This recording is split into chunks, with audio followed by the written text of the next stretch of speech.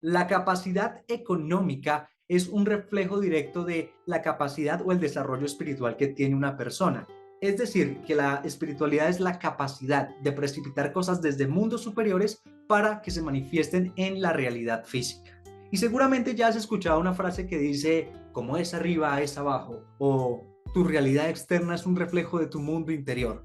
Pues hace parte de esto, porque infortunadamente hay personas que han tergiversado el término espiritual y en vez de ocurrírseles a alguien que tiene la capacidad de materializar cosas, se les ocurre que es una persona tranquila que se la pasa estudiando sobre ángeles y demás, cuando en realidad la espiritualidad tiene que ver con eso, con cristalizar realidades, con que lo que sea que te llegue a tu mente lo puedas materializar. Así que es totalmente incongruente que una persona que se considera muy espiritual esté pobre o que esté pasando por una situación económica difícil. Y de eso es de lo que vamos a hablar en este episodio. Así que si tú quieres saber qué es la verdadera espiritualidad, cómo puedes llegar a esa espiritualidad para que puedas materializar lo que sea que desees y que lógicamente el mundo material, o sea, tu realidad física, sea superior, quédate porque vamos a ello. El dinero no es el fin. El verdadero fin es el poder. Poder sobre nosotros mismos y poder sobre esta realidad. Sin embargo, el dinero es la antesala. Es el primer escalón en el ascenso hacia el verdadero poder. Mi nombre es Jean-Pierre Bernal. Aquí documentaré mi viaje. Descubrirás las cosas que hago y aprendo para que juntos subamos ese escalón. Bienvenido a la antesala del poder.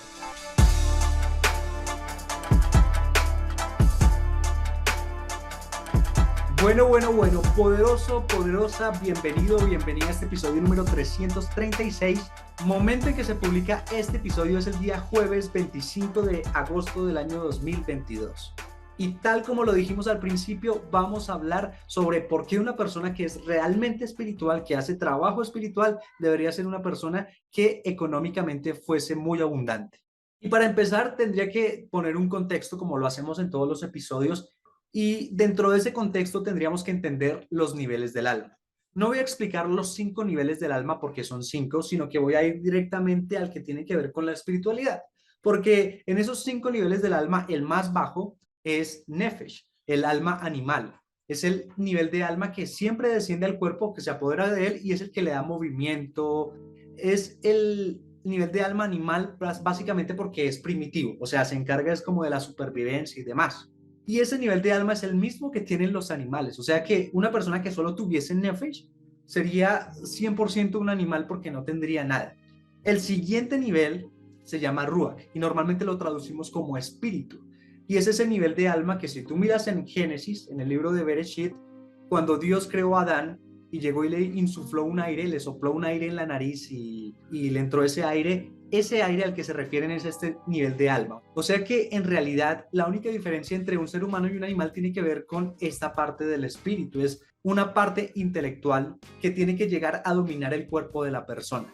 Y lo traducimos normalmente como espíritu porque en realidad un trabajo de desarrollo o crecimiento espiritual lo que tiene que hacer es precipitar cada vez más ruach, o sea, más de este nivel de alma, espíritu, tendría que llegar y llegar a la persona, porque entre más grande sea, pasan varias cosas importantes, pero dos de ellas. La primera, la persona tendrá más control sobre su cuerpo y demás. De hecho, Tzadik, que es la persona que es altamente o la más refinada a nivel espiritual, normalmente ya lo hemos definido como una especie de jinete que toma el caballo y pone al caballo a su servicio. Es como si este nivel de alma, espíritu, llegara al cuerpo y tomara a este cuerpo físico y al nefesh, que ya está dándole movimiento al cuerpo, y lo domesticara para utilizar su fuerza y demás para ponerla al servicio de un crecimiento espiritual mayor. Y si te pones a pensar, todo el trabajo espiritual es contrario al deseo del cuerpo. Porque, por ejemplo, si tú vas a comer pan de la forma en la que se explica en la cábala y demás, antes de comer pan tienes que lavarte las manos, tienes que recitar el Netilat Yadamín, o sea, la bendición del lavado de manos, después tienes que bendecir el pan, tienes que sentarte a comer con conciencia, una vez terminado te tienes que lavar la punta de los dedos y recitar el Birkat Hamazon, que es una bendición después de comer el pan, que es larguita. Si tú le preguntas al cuerpo qué quiere el cuerpo, pues el hombre quiere comer pan y ya, incluso comérselo ya sin tanto protocolo. El trabajo espiritual es contrario al deseo del cuerpo, pero por eso es que la persona que es espiritual logra domesticar su cuerpo para ponerlo al servicio. Entonces, un caballo cuando quiere agua, pues quiere agua y no le importa cómo. Si le hace caso o si ha sido domesticado por el jinete, solo va a beber agua cuando el jinete le permita beber agua y en los puntos en los que el jinete le diga que puede beber agua y no más.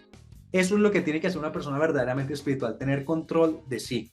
Y lo segundo maravilloso que pasa cuando una persona se desarrolla espiritualmente es que ese nivel de alma espíritu, ese nivel de alma ruach, se vuelve un recipiente de un nivel de alma más elevado, que es el nivel de alma neshama, que es un alma intelectual, que es el que le permite a las personas tener acceso a los intelectos divinos, a los pensamientos profundos y demás, que en teoría son los que pueden cambiar el mundo, crear cosas maravillosas que contribuyan al sistema y demás.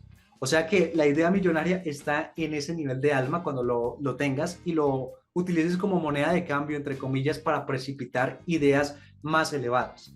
Pero para eso, pues tienes que tener primero nivel de espíritu. Y el nivel de espíritu está asociado con el nivel de deseo. O sea que entre más espíritu tenga una persona, más haya logrado precipitar, pues más deseo tendrá. Y lo bueno de este espíritu o de este nivel de alma ruach es que está totalmente enlazado con el mundo de Yetzirah, o sea, el mundo de formación. Porque así como el nivel Nefesh está asociado con el mundo de Asiá, el mundo de la acción, el plano físico, pues este nivel de alma Ruach está asociado con el mundo de formación. Y este mundo de formación está compuesto por las 6 emociones del árbol de la vida. Por encima de las 6 emociones del árbol de la vida están los 2 mundos intelectuales, que son el de Briah, el de creación, y el de emanación, o sea, Atzilut. Como te dije, cuando uno logra ese nivel de alma intelectual llamado Neshama, que le permite a uno precipitar ideas o intelectos superiores, para que esa idea o ese intelecto superior pueda manifestarse en la realidad física, tiene que pasar por un camino intermedio que son esas 6 emociones. O sea que en realidad el trabajo espiritual es un trabajo de refinación de emociones. Y la única forma en que la persona es capaz de materializar las ideas que le llegan es teniendo el camino emocional completo, porque como es el camino intermedio entre la idea y la manifestación, si las personas no tienen una emoción entera, o sea, no tienen interés emocional, no están completos en ese sentido, hay cortocircuitos en su emoción y por eso no manifiestan. Y si te das cuenta, también poniendo un ejemplo cualquiera, imagínate una persona que tú admires mucho, puede ser empresario, músico y demás. Si tú te pones a mirar la historia de esa persona no tuvo un éxito de la noche a la mañana, sino que tuvo varios intentos hasta que pudo llegar al momento en el cual tuvo éxito. Pero todos esos intentos o esos fracasos o ese tiempo que estuvo antes trabajando y trabajando duro persiguiendo su sueño, simplemente era como el entrenamiento que le estaba poniendo la vida, consciente o inconscientemente para esa persona, para refinar sus emociones. Y ya cuando por fin estuvo refinado emocionalmente, es que estuvo preparado para recibir los galardones, el éxito o lo que sea que tenga en este momento. Por consiguiente, la espiritualidad no tiene nada que ver con que tú todo el día estés meditando, ni aprendiendo sobre ángeles, ni registros akáshicos, ni reiki, ni nada de estas cosas. Obviamente es totalmente respetable si a ti te gustan esas cosas, porque en realidad esos son temas espirituales, pero de ahí a que eso sea espiritualidad hay una brecha muy grande. La verdadera espiritualidad es cuando la persona tiene ese camino completo que le permita que toda idea que le llegue pueda cruzar por ese camino sin ninguna interrupción, sin ningún corte ni nada y pueda manifestarse. O sea que la persona verdaderamente espiritual es aquella que puede materializar las cosas que desea. Y por eso al principio decíamos que la capacidad económica de una persona es un reflejo de la capacidad de precipitación que tiene la persona, precipitar cosas desde esos mundos superiores, esos mundos intelectuales a la realidad física. ¿Y por qué digo la capacidad económica? Porque dentro de este plano de acción, dentro de esta realidad física, una de las mayores representaciones que existe de eso es el dinero o la economía. Porque vivimos en un mundo en el cual tanto la guerra como la economía son cosas que todos los seres humanos aceptamos como algo que tiene cierto valor. Nosotros, todos los seres humanos, sabemos que la guerra es mala y que la guerra es un nivel de caos excesivo y entendemos de que el dinero tiene un valor y que por medio de él podemos interactuar incluso con personas con las que no compartimos el mismo idioma o las mismas costumbres. O sea, si yo le muestro un dólar a una persona que está en África y se la muestro a otra persona que está en Asia y después te la muestro a ti, los tres van a acordarte que eso es dinero y los tres pueden comunicarse por medio de alguna transacción económica. Por eso es que la economía o el dinero en sí es una de las mayores manifestaciones de materia que existe. Y como la idea de que tú puedas manifestar las cosas que deseas es dominar la materia, pues el hecho de que tu capacidad económica esté directamente relacionada con tu capacidad espiritual es algo más que evidente. Obviamente hay personas que ya han logrado cierto nivel de espiritualidad en la cual ya hay un desapego total a la materia, pero son personas que ya la dominaron previamente.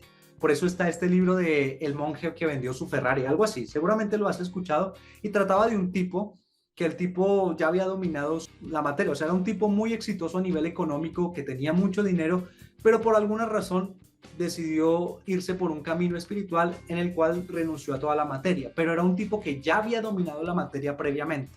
Entonces, cuando alguien que no ha dominado la materia previamente llega y me dice a mí que la idea de la espiritualidad es alejarse o desapegarse de la materia, yo le digo, estoy de acuerdo, pero tú no estás en posición de decirlo porque tú no has dominado la materia antes. Tú estás utilizando este argumento que es verdad, pero para justificar tu mediocridad económica. Primero domine la materia y después, desde que la hayas dominado, ahí sí me dices eso, a ver si es tan fácil desapegarse. Como decía un maestro, que estas personas que aún no dominan la materia, como no la dominan y la materia no logra pegárseles, por eso utilizan mucho el desapego, porque como no se les pega el dinero, pues tienen que vivir desapegados todo el tiempo. Pero bueno, también decíamos al principio que hay una tergiversación del término espiritual y normalmente lo relacionamos o lo primero que se nos viene a la cabeza es alguien bueno, alguien amable, pero eso no es ser espiritual, eso es simplemente es tratar bien a las personas. O sea que una persona que entre comillas trata mal a los demás puede ser espiritual, obviamente en los términos que estamos manejando de que es una persona que es capaz de materializar claramente. Por ejemplo, un jefe de una empresa que no es que trate mal a sus empleados de que les pegue o nada, sino que es bastante duro con sus empleados y sabe castigar una falta. O sea, no le tiembla la mano para echar a alguien si comete un error. Cualquiera diría, uy, esa persona no es espiritual porque es que él no es considerado con los demás. Y esa persona sí es verdaderamente espiritual y lo podemos ver por su nivel de éxito porque logró materializar una empresa, logró materializar un punto que puede servir para generarle empleo y generar que muchas familias que dependen de esa empresa puedan seguir subsistiendo. O sea que el impacto que él ha dejado y que ha logrado manifestar en esta realidad física es grandísimo y eso solamente refleja un trabajo espiritual en sus emociones de que él ha sido capaz de eso. Porque igual, si miraremos a esa persona y miraremos la historia, veríamos que no es la primera vez que lo hace y que ya ha hecho cosas antes o ha aprendido cosas antes y que su experiencia lo llevó hasta ese punto. Porque la idea del desarrollo espiritual, como dijimos que estaba en el mundo de formación, es formar cosas, para que después de formarlas la manifestación física es automática. Por lo mismo, si pudiéramos poner una definición un poquito más metafísica de qué es ser espiritual es crear una vasija para recibir iluminación y esa iluminación tiene que iluminar a alguien más que no sea la misma persona. O sea, por ejemplo, el tipo que creó esa empresa exitosa que ahora está dando mucho empleo, él creó una vasija que es esa empresa y toda la iluminación que recibe esa vasija ni siquiera es para él. Bueno, él está disfrutando una vida económica increíble en ese momento, pero en realidad el impacto es superior a eso. O sea, el impacto es a los clientes, el impacto es a proveedores, el impacto es a accionistas, el impacto es a inversionistas, el impacto es a los mismos empleados, el impacto es a la economía de la sociedad en la cual esté establecida esa compañía. El impacto es más grande y por consecuencia lógica y por recompensa el tipo recibe mucho dinero. Lo que nos hace pensar que estas personas que generan mucho dinero no son espirituales es que les falta humildad. Y como tenemos esa tergiversación del término espiritual en que lo primero que se nos ocurre es una persona buenita, que es como medio hippie, pues cuando llega un empresario bien vestido, con un traje de $2,000 en un carro último modelo, pues creemos que ese tipo no es espiritual porque le falta esa humildad. Humildad en el sentido de que uno esperaría de que no se muestre tanto una persona espiritual, que sea más sencilla, porque de hecho se dice que Jacob o Israel era el hombre más simple del mundo y era el tipo que tenía más capacidad de materializar que cualquiera. De hecho, se dice que cuando él le entregó todas sus posesiones a Esab, la última vez que lo vio, y le quedaban como 14 minutos para llegar al Jardín y atravesar el Jardín y llegar a la tierra de Israel, él en esos 14 minutos logró materializar todo lo que le había dado a su hermano. O sea, su capacidad de espiritual era increíble porque de hecho él representa el centro de la emoción y ya dijimos que la emoción es en realidad la espiritualidad. Ahora, con esto de la humildad no estoy diciendo que esté mal tener tu carro deportivo, tu ropa cara, no, al contrario, está bien, Porque si tú eres capaz de verdaderamente pagarte esto, significa que algo has logrado materializar para que te lleguen los recursos y poderlo pagar. O sea que hay un nivel de espiritualidad y desarrollo ahí.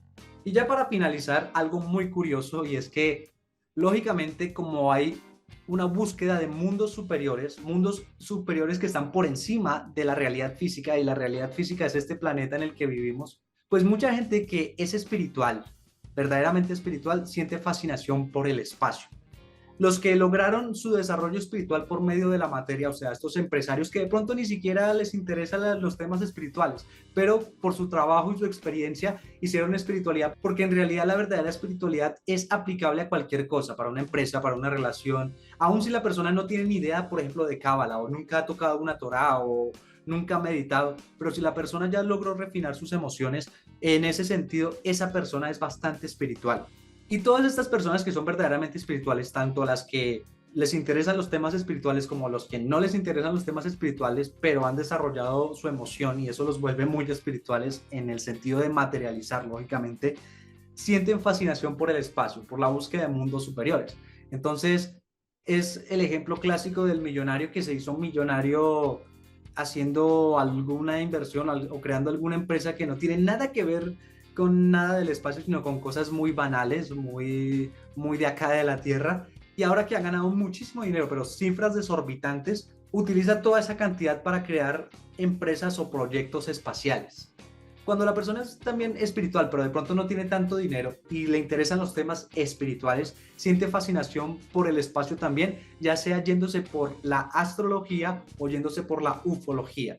Porque claro, entender cómo funcionan los astros, los cuerpos celestes, qué influencia tienen sobre nosotros, es algo muy importante. Yo diría que de las cosas espirituales que le interesa a todo el mundo, independientemente si le interesan los temas espirituales o no, pero que todo el mundo acuerda que son ciertos y que incluso sirve para una conversación con cualquiera, es la astrología. O sea, hablar de signos zodiacales y demás, a la gente le encanta, incluso a personas que cero de espiritualidad acuerdan de que hay un signo del zodiaco y que hay una influencia ahí. Entonces, en ese sentido, es como bastante curioso de que ese sea uno de los temas que más les encanta a las personas que les encanta la espiritualidad y que sienten este llamado por el espacio, la astrología. Y lo otro es la ufología, que es el hecho de buscar ovnis extraterrestres y todas estas cosas.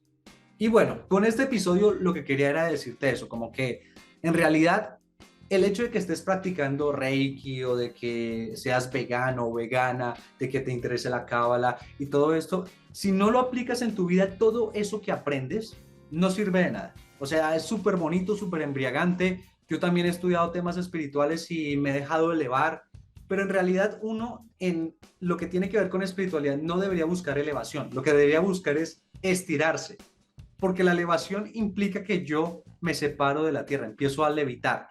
Y cuando yo separo mis pies de la tierra, desconecto mi realidad física de los mundos superiores. Y la idea, como ya lo dijimos a lo largo de este episodio, es que la espiritualidad verdadera sea la conexión entre esos mundos superiores y mi realidad física, para que desde esos mundos superiores que me llegan los intelectos, las ideas y demás, se manifiesten en mi realidad física. Entonces, lógicamente, tengo que ir hacia los mundos superiores sin separarme de la realidad física, poniendo los pies en la tierra, y eso implica que en vez de elevarme, lo que tengo que hacer es estirarme. Y eso también es parte del trabajo espiritual. O sea, a pesar de que eso que estés aprendiendo en tu espiritualidad sea tan embriagante, tan wow, que eso lo puedas utilizar en tu vida física. Si no lo puedes utilizar, salvo que tengas tiempo libre y que sea algo de ocio, en realidad no hay forma de que eso te sirva. O sea, si te sabes los nombres de todos los ángeles, pero tu vida económica es un desastre, ¿eso de qué te sirvió saberte todos los nombres de los ángeles? O sea, lo que sea que vayas aprendiendo, irlo aplicando, pues ese es el mensaje que te quiero dejar en este episodio.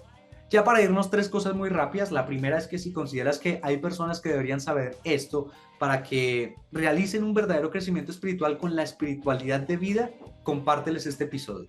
Ya sea con tu experiencia, con tus propias palabras, o si quieres dejarme ese trabajo a mí, pues aquí está el enlace, lo puedes sacar y enviárselo a alguien para que lo escuche. La segunda cosa es que este podcast, La Antesala del Poder, tiene su propia comunidad. Es una comunidad de personas que están realizando el trabajo espiritual verdadero, aquel que les permite materializar las cosas que desean. Si tú eres así o estás en camino a hacerlo, esta comunidad es para ti, así que para pertenecer a ella simplemente revisa en la descripción de este episodio que acabas de escuchar, hay dos enlaces, uno hacia un grupo de WhatsApp, otro hacia un canal de Telegram. En ambos estamos forjando la comunidad, te puedes unir a ambos o te puedes unir al que te quede más cómodo. Si por alguna razón decides no unirte, no significa que seas un pendejo o un hippie sin sentido, no, al contrario. Espero haberte dado lo mejor en este episodio para ti. No me restaría más que decirte la tercera cosa, que es invitarte a escuchar los episodios que ya están publicados, como invitarte a permanecer pendiente porque estamos publicando episodios todos los días. Sin más por agregar, que tu espiritualidad te permita materializar todo lo que deseas. Te agradezco mucho por haber escuchado este episodio. Bendigo tu camino. Te invito a revisar los episodios que ya están publicados y te invito a compartirlos por si consideras que esto es bastante interesante para que otras personas también se enteren. En la descripción de este episodio vas a encontrar enlaces para la comunidad del podcast, así puedes hacer parte de ella, y también enlaces con los cuales puedes contactarme, ya sea que tengas una propuesta, un negocio o lo que sea. Sin más por decir, gracias poderoso, nos vemos en un próximo episodio.